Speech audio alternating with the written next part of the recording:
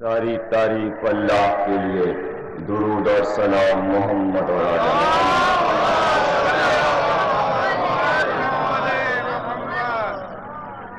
اشرح مجالس 1407 ہجری عزا خانہ زہرا میں ہم نبی تقریر سے خطاب کر رہے ہیں۔ موضوع یہاں کا جیسا کہ آپ کو علم ہے قرآن اور عظمت فاطمہ زہرا ہے۔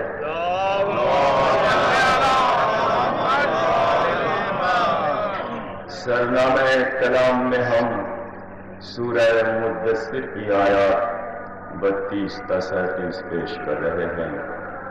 بسم اللہ الرحمن الرحیم۔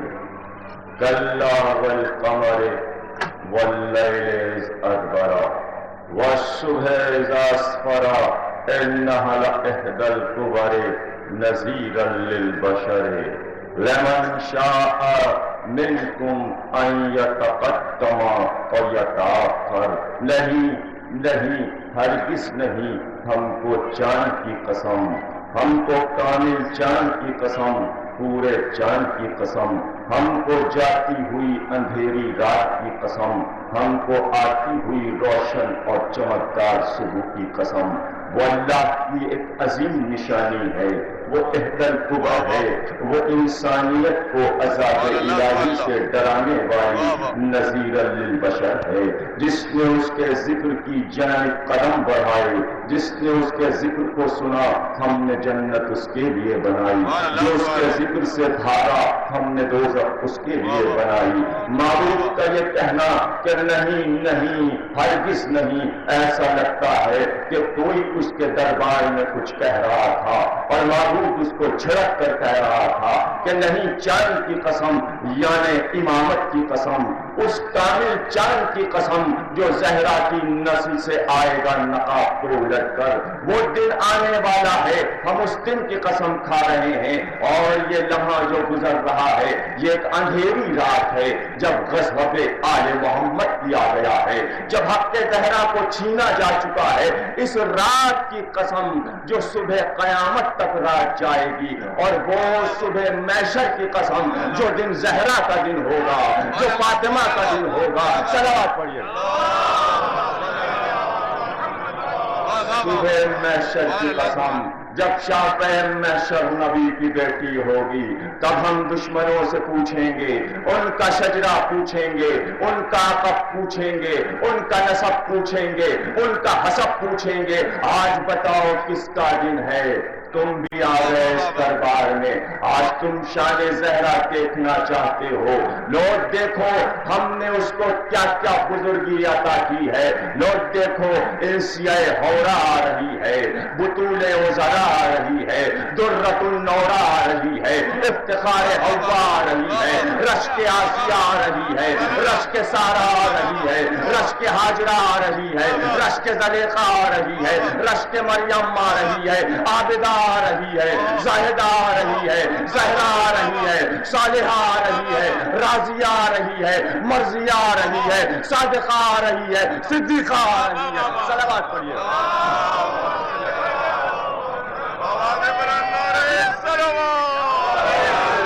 ہم نے کچھ سوچ کر اس کے نام رکھے ہیں، اتنے نام دنیا کی کسی عورتوں کو ہم نے عطا نہیں کیے۔ ہم نے مادر موسیٰ پر بھی وہی کی، ہم نے مادر عیسیٰ پر بھی وہی کی، لیکن وہ راضیہ ہے، یعنی رب اس سے راضی ہو گیا۔ یاد رکھو زہرا کے نام سے ان کے ساتھ رضی اللہ تعالیٰ عنہ اچھا نہیں لگتا، اس لیے کہ رب اس سے راضی ہو چکا، وہ راضیہ ہے۔ اس کا نام مرضیہ بھی ہے، وہ خود اپنے رب سے راضی ہو گئی، رب اس سے راضی ہو گیا۔ وہ صرف صدیقہ نہیں بلکہ صادقہ بھی ہے۔ صادقہ یعنی جس نے ہمیشہ سچ بولا، اور صدیقہ کے معنی یہ ہے کہ جو کہہ دے وہ ہو جائے۔ رات کو بچوں سے کہا تھا کہ درزی کپڑے لے کر آئے گا، معبود نے ملک کو بھیج دیا، جاؤ زہرا کی زبان سے نکل گیا ہے۔ وہ صدیقہ ہے، وہ راضیہ ہے، وہ مرضیہ ہے۔ ہم نے توریت میں اس کا نام عادلہ رکھا ہے، ہم نے انجیل میں اس کا نام مبارکہ رکھا ہے۔ وہ مبارکہ ہے، وہ برکت والی بیوی ہے، ہم نے اس کو کوثر بنایا ہے، ہم نے اس کو لیلۃ القدر بنایا ہے، ہم نے اس کو کوکب درری بنایا ہے، ہم نے اس اس کو کلمہ باقیہ بنایا ہے، ہم نے اس کو شجرہ طیبہ بنایا ہے، اس کو کمندری ہے، وہ مصباح ہے، وہ آل رسول کی بانی ہے، وہ ام ابیہ ہے، وہ ام العلوم ہے، وہ ام الحسن ہے، وہ ام الحسین ہے، وہ ام المحسن ہے، وہ ام السبتین ہے، وہ کائنات کی ماں ہے۔ صلوات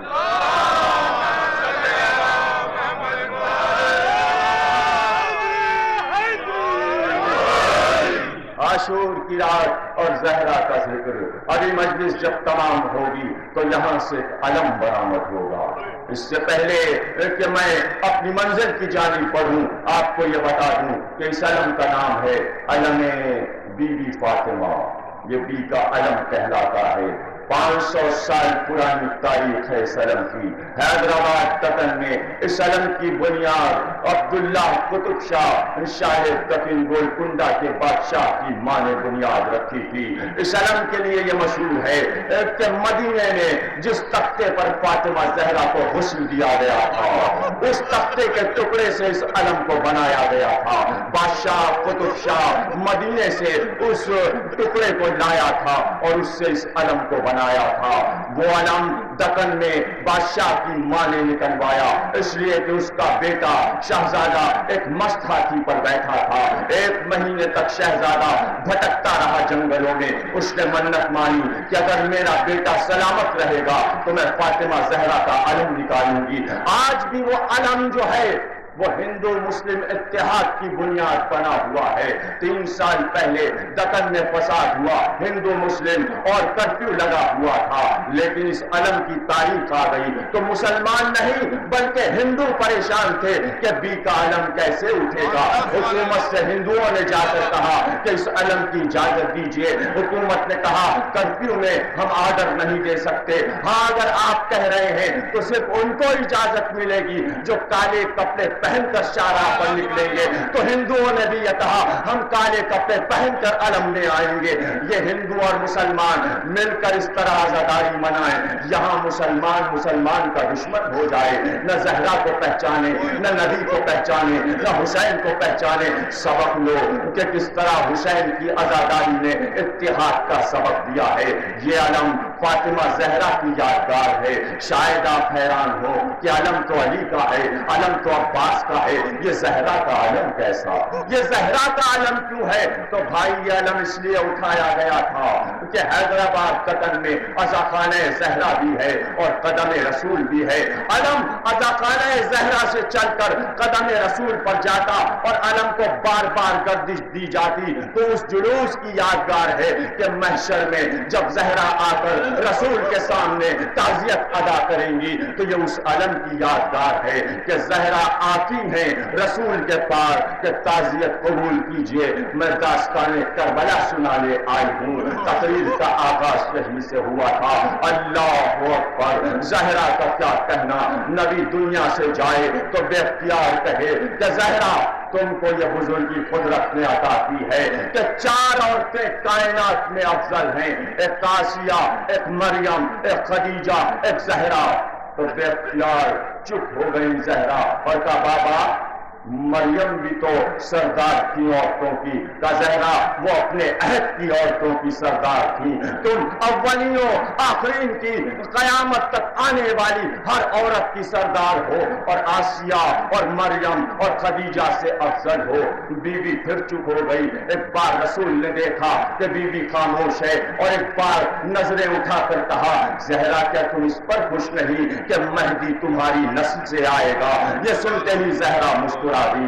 یہ مسکراہٹ یہ بتا رہی ہے کہ زہرا صرف یہ چاہتی تھی کہ میری نسل قیامت تک باقی رہے، کسی نبی کی اولاد باقی نہیں۔ دنیا کا کوئی انسان یہ نہیں کہتا کہ میں آدم کی نسل میں ہوں، میں نوح کی نسل میں ہوں، میں موسیٰ کی نسل میں ہوں، میں عیسیٰ کی نسل میں ہوں، میں داؤد کی نسل میں ہوں، میں سلیمان کی نسل میں ہوں۔ جس نے بھی کہا یہی کہا ہم زہرا کی نسل سے ہیں۔ یہ شرف صرف زہرا کو ملا۔ صلوات پڑھیے۔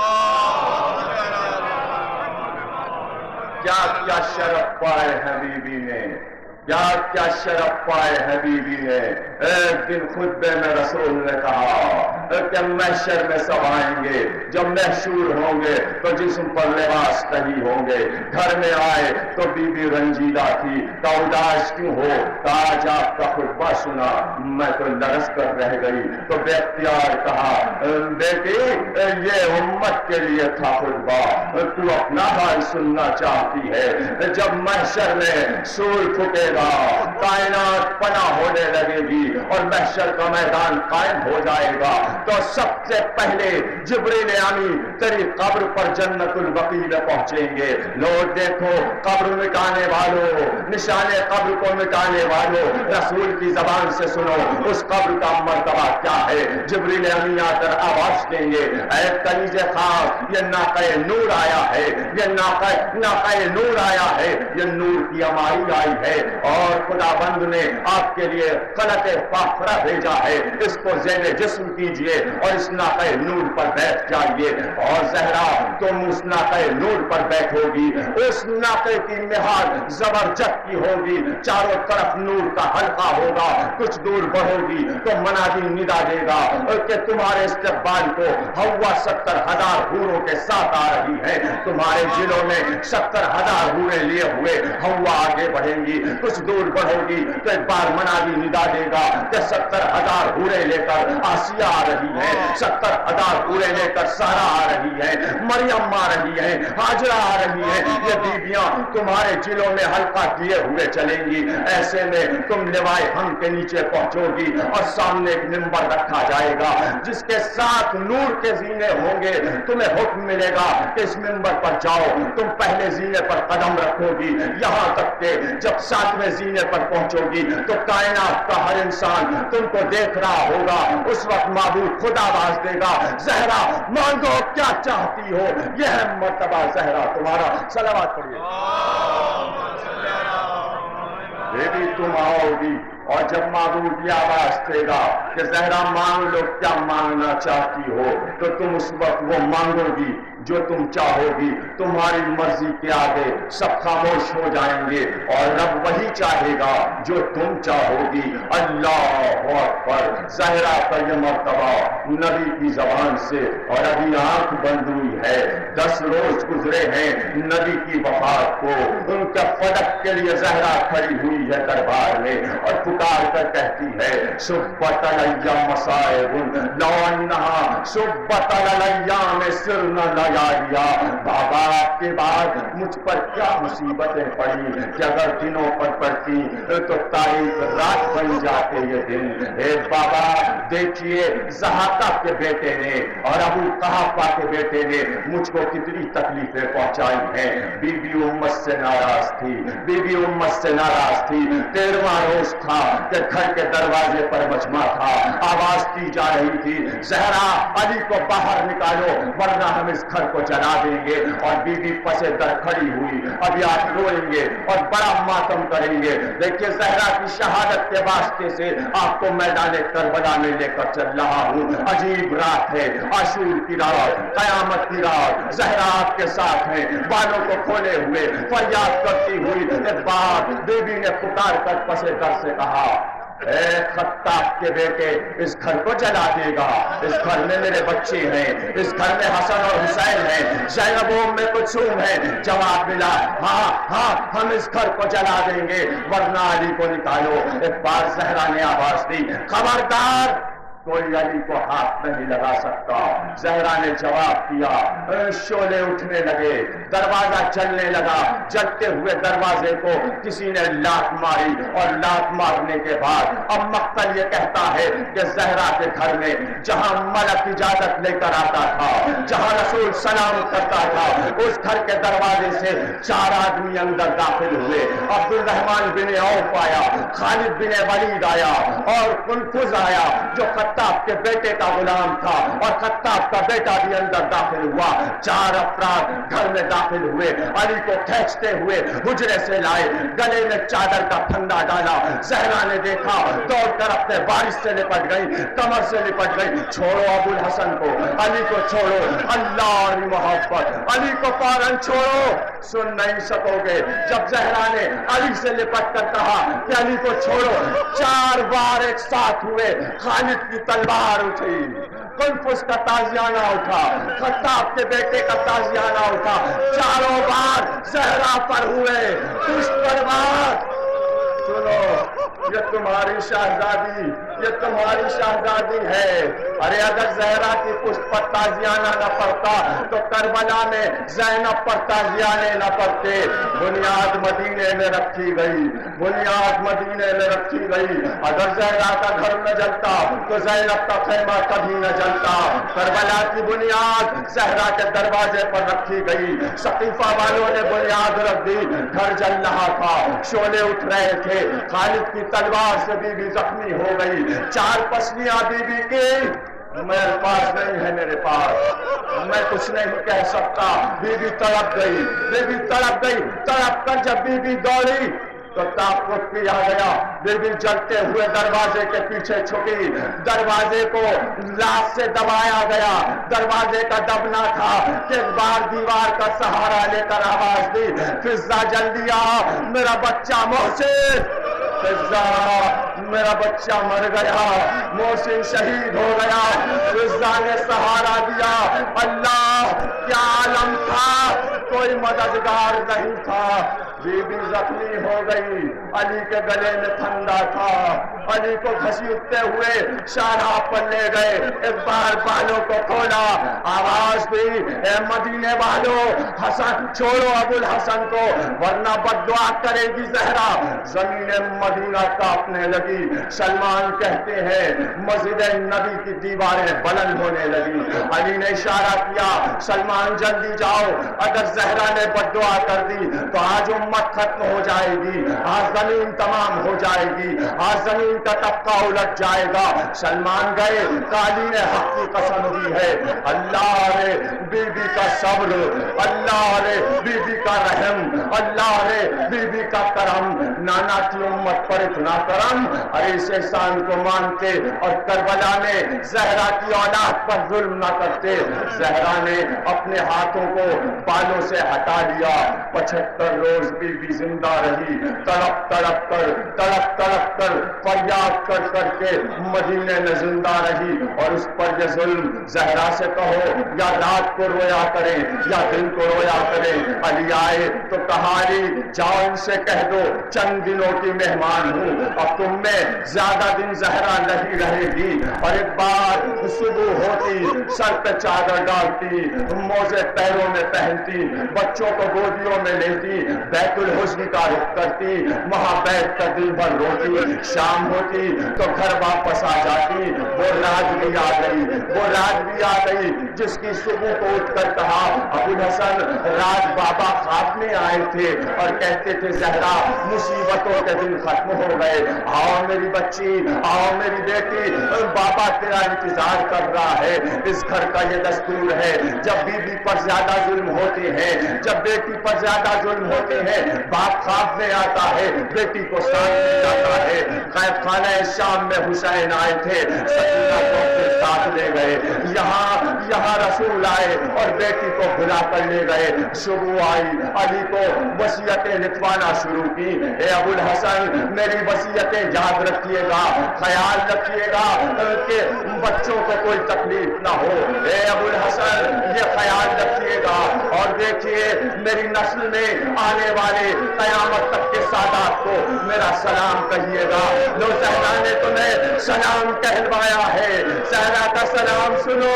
زہرا کے سلام کی آواز آ رہی ہے. اور ایک بار کہا، ابو الحسن میرا جنازہ پردہ شب میں اٹھائیے گا، اندھیرے میں اٹھائیے گا. اب روشنی نہیں ہوگی، یہ عالم اندھیرے میں نکلے گا، اس لیے کہ زہرا کا جنازہ اندھیرے میں اٹھا تھا، اندھیرے میں زہرا کا جنازہ بقیع میں گیا تھا. ایک بار وصیتیں کرتے کرتے زہرا خاموش ہو گئی. وہ وقت بھی آیا جب نماز پڑھتے پڑھتے زہرا خاموش ہو گئی. ایک بار اسما گئی، آواز دی، جواب نہ ملا. دوڑ کر گئی، کہا علی زہرا نہیں بولتی. علی آئے، سب سے امامہ پھینک دیا، آواز دی، اسما زہرا دنیا کو چھوڑ گئی. وہ وقت آیا جب غسل دینے لگے، جب غسل دے چکے، کفن پہنا چکے، آواز دی حسن آؤ ماں سے ملو، حسین آؤ ماں سے ملو، زینب آؤ ماں سے ملو، فضا اپنی ماں سے مل لے۔ بچے چلے، زینب لپٹی جنازے سے، ام کلثوم لپٹی جنازے سے، حسن لپٹے جنازے سے، لیکن حسین بس تقریر کرتے تک پہنچ گئی، لیکن حسین سینے کی جانب چلے، چہرے کے سامنے چلے، قریب آئے اور ایک بار پکار کر کہا اماں حسین آیا ہے، اماں حسین آیا ہے۔ کبھی ایسا نہیں ہوا کہ حسین نے پکارا ہو اور تم نے جواب نہ دیا ہو۔ اماں اگر تم نہ بولو گی تو حسین روئے گا، بس یہ سننا تھا۔ بندے کفن ٹوٹ گئے، کفن سے ہاتھ نکلے، پکار کر کہا حسین آ میرے سینے سے لگ جا، لیکن میرے لال جب کربلا میں ماں پکارے تو تجھے بولنا ہوگا۔ راوی کہتا ہے کربلا میں میں نے دیکھا زمین ہلنے لگی، قاتل خنجر لیے قریب تھا، ایک بار سے آندھی اٹھے، ہم نے خون کی دھاریں دیکھی، ایک بیوی لاش کے گرد پکار پکار کر کہتی ہے حسین بولو، ماں آ گئی، زہرا آ گئی، ارے حسین زہرا پکار رہی ہے، حسین اٹھو، جب ماں کو جواب نہ دو گے۔ سید الساجدین سے کسی نے پکارا، پکار کر پوچھا ارے کون ہے یہ بیوی؟ کہا میری دادی فاطمہ۔ کبھی خیمے میں، کبھی اکبر کی لاش پر، کبھی قاسم کی لاش پر، کبھی عباس کی لاش پر، کبھی حسین کی لاش پر، کبھی جلتے ہوئے خیمے کے پاس زینب کا بازو اٹھائے ہوئے، کبھی سکینہ کو سنبھالے ہوئے، کبھی رقیہ کو سنبھالے ہوئے، کبھی لباس کو سنبھالے ہوئے، ہائے علی اکبر، ہائے حسین، واہ قاسم، واہ حسین، ہائے زہرا۔